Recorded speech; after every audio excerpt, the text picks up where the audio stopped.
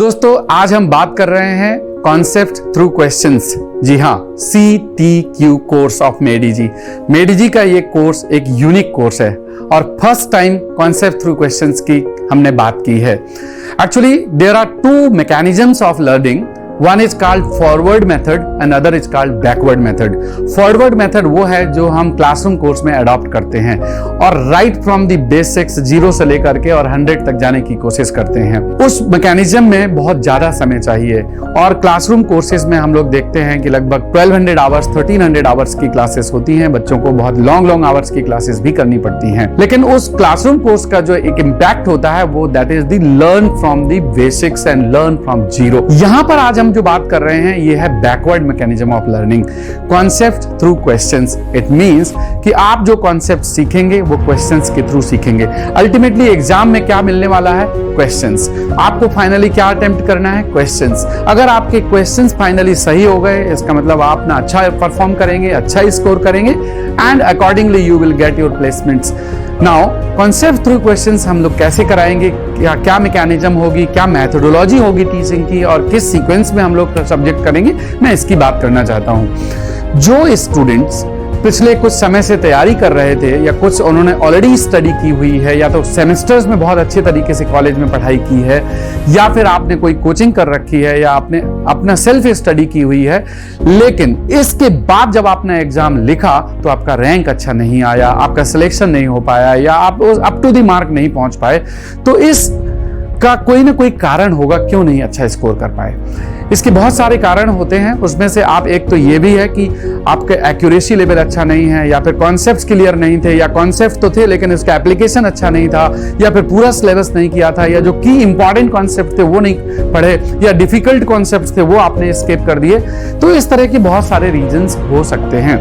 Concept through question से आपके इन सारे के आंसर्स मिल जाएंगे और ये जो सभी इस तरह की जो आपकी वीकनेसेस हैं ये सारी वीकनेसेस आप इंप्रूव कर पाएंगे। तो CTQ का जो एम है कि बैकवर्ड मैकेनिज्म ऑफ लर्निंग, हम पहले आपको एक क्वेश्चन देंगे हर किसी कॉन्सेप्ट पर, उस क्वेश्चन में कितने कॉन्सेप्ट यूज हो रहे हैं उन कॉन्सेप्ट को एक्सप्लेन करेंगे, फिर क्वेश्चन को सॉल्व करेंगे और इस तरह से आपके जो इंपॉर्टेंट कॉन्सेप्ट्स हैं हर सब्जेक्ट के वो सारे क्लियर करेंगे। आप जब प्रीवियस ईयर एग्जाम्स को एनालाइज करेंगे, चाहे वो गेट हो, इंजीनियरिंग सर्विस हो, पब्लिक सेक्टर एग्जाम्स हो, स्टेट एग्जाम हो या SSC का एग्जाम हो, कोई भी अगर एग्जाम को एनालाइज करोगे तो पिछले 10 to 15 ईयर क्वेश्चंस को जब आप स्टडी करोगे आप पाओगे कि कुछ ऐसे कॉन्सेप्ट्स होते हैं जो हमेशा एग्जाम में पूछे जाते हैं, मे बी एवरी ईयर या अल्टरनेट ईयर या वंस इन 3 इयर्स वो रिपीट होते रहते हैं। हम अगर किसी सब्जेक्ट को देखें, let us say take any subject of strength of material, अगर आप देखेंगे you will find there are the around 10 topics. हर टॉपिक में कितने अराउंड 3 to 4 ऐसे कॉन्सेप्ट्स होते हैं जो इंपॉर्टेंट होते हैं। इस तरह से अगर हम देखें 10 topics and 3 to 4 concepts in each topic, so it becomes around 40 to 45 concepts. तो if 40 to 45 important concepts अगर आप क्लियर कर लें और इनका एप्लीकेशन और एक स्टैंडर्ड क्वेश्चंस जो कि एग्जाम के लेवल का हो या एग्जाम के लेवल से एक स्टेप ऊपर हो, अगर आप उस लेवल के क्वेश्चंस को सॉल्व कर लें तो आप एग्जाम में आसानी से कर लेंगे। अगर आपके कॉन्सेप्ट्स क्लियर हैं तो आपको चाहे नया क्वेश्चन मिल जाए, ट्रिकी क्वेश्चन मिल जाए, डिफिकल्ट क्वेश्चन मिल जाए, आप आराम से कर सकते हैं। तो CTQ will be very helpful to all the candidates, whether you are a fresher or you are a repeater or you are a candidate who has already cleared the exam last year but the rank was not good, it will be useful for everyone। हाँ, अगर आप fresher हैं तो fresher के लिए important है कि आप इस सब्जेक्ट को कम से कम एक बार आपने पढ़ा हो ताकि आपको बेसिक फॉर्मूले याद हो। दूसरा एक चीज जो ध्यान में रखने वाली बात यह है कि this can not be the replacement of the classroom course, इसलिए क्योंकि क्लासरूम कोर्स में हर छोटे बड़े कॉन्सेप्ट को क्लियर किया जाता है। क्लासरूम कोर्स का जो ड्यूरेशन होता है वो लगभग 1200 आवर्स का होता है, 1300 आवर्स का, और इस कोर्स का ड्यूरेशन है 300 आवर्स का। तो ये क्लासरूम कोर्स का रिप्लेसमेंट तो नहीं है, लेकिन अगर आप इस कोर्स को करोगे तो आपको बहुत सारे इंपॉर्टेंट और डिफिकल्ट चीजें आपको इजीली से समझ में आ जाएंगी। इस कोर्स को बेस्ट यूटिलाइज करने के लिए आपको कुछ मेथड्स को अडॉप्ट करना पड़ेगा। वो ये है कि सबसे पहले तो आप पहले सब्जेक्ट को अपने जो नोट्स आपने बनाए हुए हैं या जिस बुक से आपने पढ़ा है उसको आप रिवीजन कर लीजिए ताकि आपको बेसिक जो फॉर्मूले हैं वो आपको पता हो, जो बेसिक डेफिनेशंस हैं वो पता हो। उसके बाद जब आप वीडियो देखेंगे तो इस लेक्चर को सुनने के बाद जो इंपॉर्टेंट कॉन्सेप्ट वहां पर डिस्कस किए गए हैं उनको कॉन्सेप्ट को सीखिए। और जो यहाँ पर जो क्वेश्चंस डिस्कस किए जा रहे हैं वो बहुत इंपॉर्टेंट और या फिर बहुत कॉन्सेप्चुअल क्वेश्चंस होंगे। और फिर इसके बाद जब आपने ये कोर्स कंप्लीट कर लिया, मान लीजिए एक सब्जेक्ट कंप्लीट हो गया, फिर आप प्रीवियस ईयर के जो क्वेश्चन पेपर्स हैं, लेट अस से गेट, तो गेट के लास्ट 10 to 12 ईयर्स के या 15 ईयर्स के क्वेश्चंस आप लगाइए। उसके बाद फिर आप इंजीनियरिंग सर्विसेज के प्रीवियस ईयर की करिए, या जिस एग्जाम की आप प्रिपरेशन कर रहे हैं उस एग्जाम के लिए आप प्रीवियस ईयर के क्वेश्चंस को अटेम्प्ट करिए। वहां पर जो डिफिकल्ट एरियाज हैं वो यहाँ से कैटर हो जाएंगे, जो बेसिक थिंग्स हैं वहां पर वो आपको और अटेम्प्ट करनी है। उसके बाद आपको रुकना नहीं है, उसके बाद फिर आपको मेडिजी की टेस्ट सीरीज में आप एनरोल कर सकते हैं, या जो भी आपके पास टेस्ट सीरीज है उस टेस्ट सीरीज को अटेम्प्ट करिए। टेस्ट सीरीज को जब आप देंगे तब आपको रियल इवैल्यूएशन होगा कि मुझे कितना इंप्रूवमेंट महसूस हो रहा है। तो कॉन्सेप्ट थ्रू क्वेश्चन का जो मैकेनिज्म है वो स्टेप बाय स्टेप है, आपको बैकवर्ड मैकेनिज्म से जाना है, आपको क्वेश्चंस के बाद फिर आपको प्रैक्टिस भी करनी है। दूसरा दोस्तों, मैं एक चीज बताना चाहता हूं कि कुछ स्टूडेंट्स इस बात से हो सकता है कि वो सोचें कि हमें हर चीज पढ़ाई जाए, छोटी बड़ी हर चीज पढ़ाई जाए CTQ में। तो दोस्तों ये कोर्स इस तरह से डिजाइन नहीं किया गया है। इसके लिए हमने क्लासरूम कोर्सेज को डिजाइन किया है कि आपको हर छोटी बड़ी चीज, हर डेफिनेशन, हर फंडामेंटल्स, हर प्रिंसिपल्स को वहां पर आप एक्सप्लेन करते हैं। और यहाँ पर जो हम क्वेश्चंस डील कर रहे हैं वो ऑल टुगेदर क्लासरूम कोर्स से बिल्कुल डिफरेंट क्वेश्चंस हैं। बिल्कुल आप ये मान के चलिए कि दोनों कोर्सेज की अलग अलग इंपॉर्टेंस है, ये अलग इंपॉर्टेंस है इसकी और उसकी अलग इंपॉर्टेंस है, दोनों एक दूसरे का सब्स्टिट्यूट नहीं हो सकते। तो अगर आपके बेसिक फंडामेंटल्स बहुत ज्यादा वीक है और आप फ्रेशर हैं तो आप क्लासरूम कोर्स को जरूर ज्वाइन करिए, that will be the best thing for you. Next मैं आपको ये बताना चाहता था कि 300 घंटे का हमने क्यों प्लान किया, 800, 900 या 1000 आवर्स का क्यों नहीं प्लान किया। इसके पीछे एक रीजन है। जब आप क्लास में होते हो तो आपके साथ स्टूडेंट्स होते हैं, आपके सामने टीचर होता है, तो आप 6 आवर, 4 आवर या 10 आवर, 8 आवर तक क्लास में बैठ सकते हैं। लेकिन जब आप अपने घर पर होगे, आप 8 घंटे 10 घंटे वीडियो नहीं देख पाएंगे पर डे। और साथ में अगर आप देखते भी हैं इतना ज्यादा तो आपके आंखों में बहुत स्ट्रेस भी पड़ सकता है। इसलिए हम लोगों ने कोशिश की है कि इस ड्यूरेशन जो हमारा हो 2 से 2.5 घंटे का ड्यूरेशन हो आपको वीडियो देखने का पर डे का, और उससे बहुत ज्यादा ना आपको देखना पड़े। क्योंकि आप वीडियो देखोगे, फिर अपने नोट्स बनाओगे, कुछ उसमें से प्रैक्टिस करोगे, बहुत सारी चीजें आपको इंप्लीमेंट करना है। क्लास में तो साथ के साथ नोट्स बनते जाते हैं, लेकिन यहाँ पर मैकेनिज्म डिफरेंट होती है। इसलिए हम लोगों ने जो टाइम वैल्यू फॉर मनी जिसको कहते हैं कि 300 घंटे का best utilization, best crux, best questions and साथ में जो मोस्ट इंपॉर्टेंट फंडामेंटल कॉन्सेप्ट्स हैं उनको डील करने के लिए प्लान बनाया है। इसलिए आप इस कोर्स को उसी हिसाब से लेकर के चलिए जिस हिसाब से इसका डिजाइन है। अगर आप सोचते हैं कि हर डेफिनेशन, हर छोटा मोटा चीज हमें पढ़ाना पड़े तो इसमें बहुत समय लगता है, और that is not practically possible in 300 hours. कई लोग इस बात को कहना चाहेंगे कि सर आप इसके आवर्स बढ़ा दीजिए, इसके कोर्स के ड्यूरेशन बढ़ा दीजिए, इसके चार्जेस बढ़ा दीजिए, but that is not the solution my friends.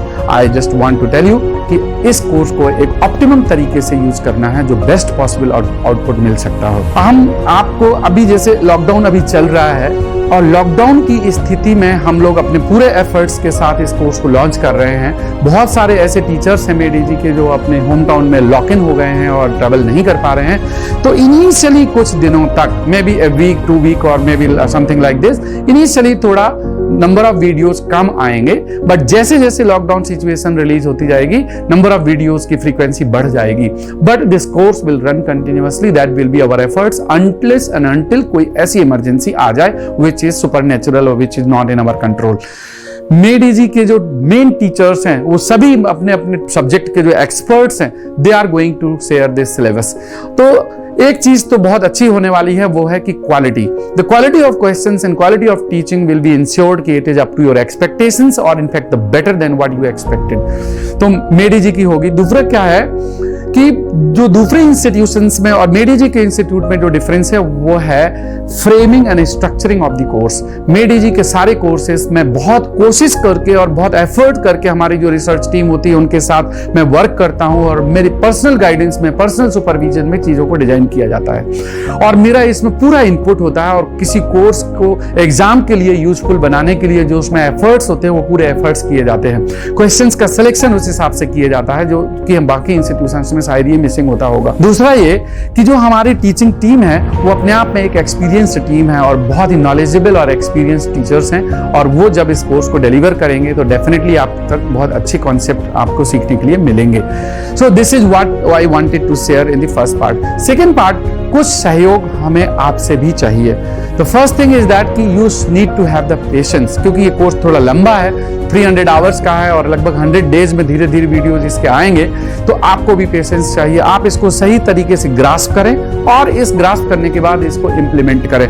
तो आपको इन चीजों का भी ध्यान में रखना है। इसके अलावा जो सीक्वेंस हम आपको बताएंगे, अभी आप देखेंगे कि विद इन अ वीक और सो आपको सब्जेक्ट सीक्वेंस मिलना शुरू हो जाएगा, कि जो सब्जेक्ट अगला आने वाला है उसकी प्रायर इंफॉर्मेशन आपको मिल जाएगी।